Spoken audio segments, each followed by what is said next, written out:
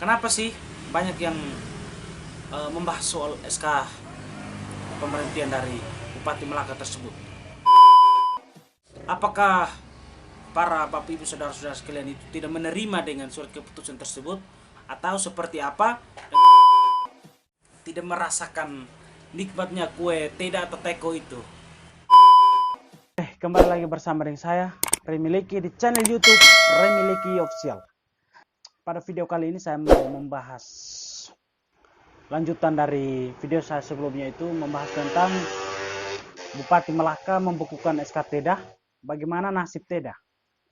Dan di video saya tersebut mencapai 1000 viewers, mencapai 1000 penonton, dan saya minta terima kasih banyak kepada para penonton setia Remiliki Official karena kalian sudah berpartisipasi untuk menonton video saya tersebut. Walaupun banyak kontroversial, ada yang pro dan ada yang kontra. Nah, itu menurut saya wajar lah. Pasti ada yang pro dan ada yang kontra. Oke, dan di kesempatan kali ini saya mau mengucapkan terima kasih banyak kepada tenaga daerah dan tenaga kontrak Kabupaten Melaka yang selama ini sudah mengabdikan diri selama kurang lebih 5 tahun kepada Kabupaten Melaka, karena atas kerja keras dan juga atas pemikiran kalian, Melaka hari ini sampai seperti saat ini. Dan saya juga mau menyampaikan bahwa Bupati Melaka secara resmi sudah mengeluarkan surat keputusan pada tanggal 15 Juni tahun 2021. Dan video saya sebelumnya itu saya upload pada tanggal 16 Juni. Dan surat keputusan yang dikeluarkan oleh Bupati tersebut beredar di media sosial itu pada tanggal 16 Juni.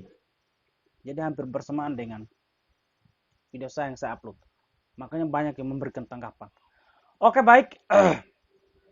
Pada kesempatan ini saya mau menyampaikan bahwa banyak sekali polemik hampir 3 hari belakangan ini yang terjadi di media sosial, khususnya grup-grup Melaka, baik itu WA maupun Facebook.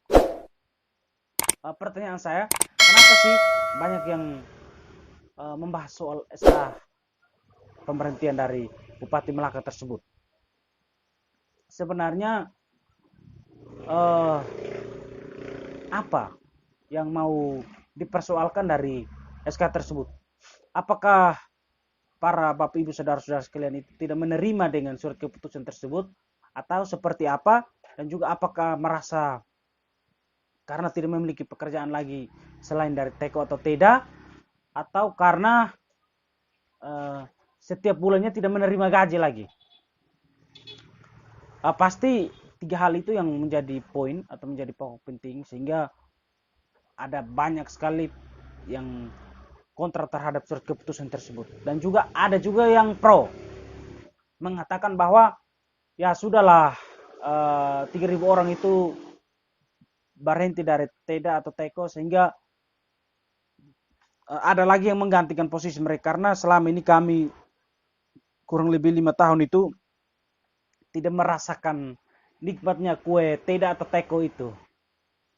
Banyak juga yang pro terhadap surat keputusan tersebut, mengatakan bahwa kami juga bisa masuk untuk kerja di sistem pemerintahan, menggantikan posisi kalian, karena selama ini kalian yang menikmati kue tersebut. Terus ada juga yang kontra, bilang tahun 2024 tidak usah pilih lagi Bupati Bapsi Manahak. Banyak sekali yang pro kontra terhadap surat keputusan tersebut. Saya rasa banyak sekali lapangan pekerjaan yang menurut saya tidak tergantung pada teko atau teda, tetapi masih ada pekerjaan-pekerjaan yang harus teman-teman atau Bapak Ibu Saudara-saudara sekalian bisa kerjakan untuk bisa mencukupi kebutuhan hidup. Karena sebenarnya hari ini mungkin banyak sekali orang berpikir bahwa mungkin saya mau kerja sebagai teko saja, atau mungkin saya bekerja sebagai teda saja, sehingga saya bisa mendapatkan uang dari negara. begitu, supaya tiap bulan itu jelas pendapatan atau pemasukannya. Oke. Kemudian ada juga sebuah semacam undangan, surat undangan dari salah satu organisasi masyarakat atau ormas di Kabupaten Malaka yang menyebarkan undangan atau informasi tersebut untuk mereka mendiskusikan khusus terkait dengan surat keputusan dari Bupati Malaka ini, sehingga mereka mau melakukan satu demonstrasi menolak terhadap SK ini. Oke, menurut saya sepakat dengan teman-teman ormas yang ada di Kabupaten Malaka, karena itu diatur dalam undang-undang. Itu no problem, fine-fine saja. Tetapi yang ingin saya mau sampaikan pada kesempatan ini, apakah saudara-saudara sekalian itu ketika melakukan demonstrasi terhadap penolakan surat keputusan tersebut, apakah bisa Bupati Malaka mengakomodir permintaan atau tuntutan kalian? Belum tentu, karena itu adalah hak prerogatifnya sebagai seorang kepala daerah atau hak prerogatifnya sebagai seorang kepala wilayah menentukan atau melakukan apapun selama itu tidak bertentangan dengan undang-undang.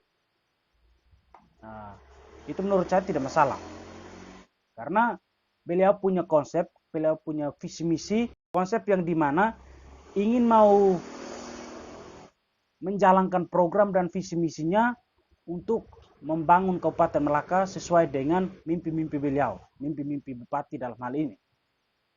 Tentunya melakukan satu keputusan yang dimana terjadi pro kontra di masyarakat itu hal biasa dalam situasi politik atau dalam dinamika berdemokrasi hari ini, itu wajar-wajar saja, tidak menjadi masalah. Karena pasti ada yang tidak menerima dan pasti ada yang menerima. Pasti orang-orang yang diberhentikan itu mereka 100% tidak menerima karena diberhentikan dari pekerjaannya atau dari tenaga daerah atau tenaga kontrak. Kemudian yang di luar daripada itu pasti mereka senang hati. Mereka senang sekali ketika mendengar berita bahwa diberhentikan 3.000 lebih tenaga daerah itu. Mereka dengan senang hati, wah luar biasa karena kami juga bisa masuk untuk kerja di dalam yang selama ini mereka nantikan. Seperti itu. Sangat menarik ketika polemik beberapa hari ini menjadi trending perbincangan masyarakat Kabupaten Malaka dan juga masyarakat Kabupaten Malaka yang berada di luar Malaka, menjadi perbincangan hangat di setiap grup Malaka, baik itu WA maupun grup Facebook. Makanya pada kesempatan ini saya ingin membahas kembali atau memberikan pendapat terkait dengan polemik itu. Menurut saya ya, ketika Bupati melakukan satu keputusan yang dimana membuat banyak orang merasa sakit hati, merasa kecewa, bahwa itu sebuah keputusan yang sangat berat dilakukan, tetapi Bupati hari ini memberanikan diri untuk melakukan hal tersebut karena saya rasa bahwa beliau punya mimpi dan punya visi yang besar ke depan untuk membangun Malaka ini sehingga lebih baik daripada tahun-tahun sebelumnya. Saya rasa itu sebuah keberanian dari seorang pemimpin. Tetapi yang saya mau sampaikan pada video ini dari masukan saya tadi bahwa kalau bisa ke depan itu merekrut lagi tenaga daerah atau teko, tetapi dikurangi.